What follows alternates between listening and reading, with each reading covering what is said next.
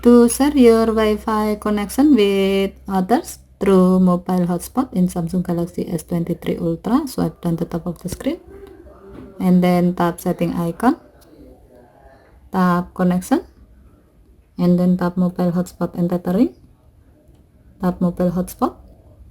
Next, tap configure and then tap advanced to see more options.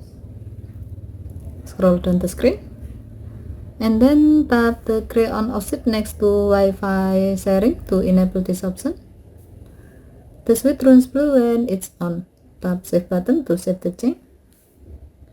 Now, by enable this option, you can share your phone's Wi-Fi connection in addition to mobile data with others through your mobile hotspot. As a note, this option will always be kept on if auto hotspot feature in your phone is enabled. Okay, thank you for watching. Have a nice day.